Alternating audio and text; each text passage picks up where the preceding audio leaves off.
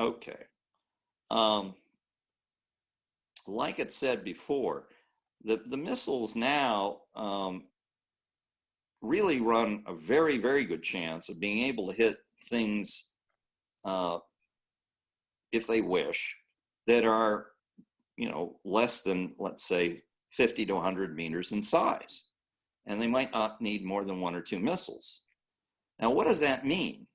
It means that you could choose to threaten a reactor with a loss of coolant accident by steps.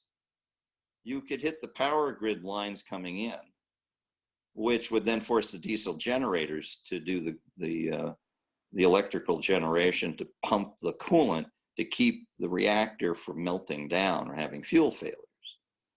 Well, what would you do then? You would shut the reactor down, and you would shut down every reactor you had in the country for fear that it was next. My guess is you wouldn't even have to do that. You could just fire a missile and hit a car in the parking lot next to the power grid or the diesel generators, and they'd get the message. And maybe nobody would be hurt, but those plants would shut down. Well, what would that do? Oh, well, it would destabilize the grid. It'd be blackouts, be all sorts of problems. But if you really were into doing damage, you could go after the control room or the diesel generators and produce a loss of coolant accident. Or if you were really nasty, you could hit, you need to point these things out, Bailey, with that cursor. The power grid lines are pretty obvious. The diesel generators are over here. They are just basically big truck engines that are used to produce electricity if you don't have it coming in, to keep the electric pumps to flow coolant in the cooling systems for the main reactor. And of course, the control room is over there. Now, what's interesting is you don't really need to penetrate the containment building, which is that big dome, much less the pressure vessel. You can pick the flies off this, the wings off this fly any which way you want. Now, if you go after the spent fuel pond, which is also outside, that's over there to the right, if you can point that out. Well, let's see what that does. That releases potentially more radiation than anything you can do by hitting the containment building. But before we get there, let me reassure you, with a cruise missile, you can produce a shaped charge to go through 1.5 meters of that dome. Once you have a hole, you can probably have the accuracy to go punch through that hole with something that might be a volumetric or some kind of submunition, and you could probably, get in there to the cooling systems in that, over to the left there, go all the way over to the left and shatter the piping at the very least and cause a radiological release through there. But let's see the worst. Let's go to the next slide. Here are some simulations using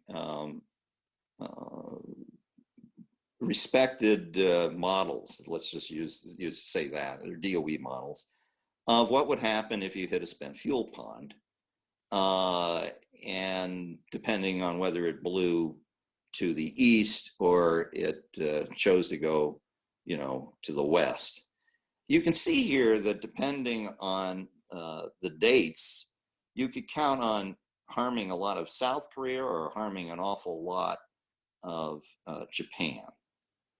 The North Koreans probably know this. This has been in the unclassified literature, these images, for some time. You notice the dates is 2015. That would force the evacuation of millions of people. And the idea that you would conduct war operations, if that was the case, I just think is fantastic. I don't think you would, not for very long. Okay, so let's move to the next slide. Now this is a dated chart, but it gives you some idea where all the nuclear plants are that you might want to play with if you wanted to threaten or hold at risk. There's a lot of them in East Asia, Southwest Asia, and although you can't see it, in the Middle East. Turkey is building some. We have the UAE that just brought some online. Iran has one on the line. Egypt wants to build some and has begun scratching the earth with Russian financing. Algeria, Jordan could be next. And, you know, there is some activity, obviously, in Europe as well. But that's not great news, because that means that you can use the vulnerability of these facilities as a sort of a leverage, deterrent leverage point, if you will, or a coercion leverage point. I mean, I was asked, had a conversation with a retired Israeli general. And I said, let me guess, you guys aren't interested in building a nuclear power plant. And his rejoinder is, we don't need it because we have natural gas, and we don't want it because it's a dreadful target and it's vulnerable. Let's go to the next chart. His conclusion was not speculation, it was reflection on history. There have been 13 strikes against reactors in the Middle East.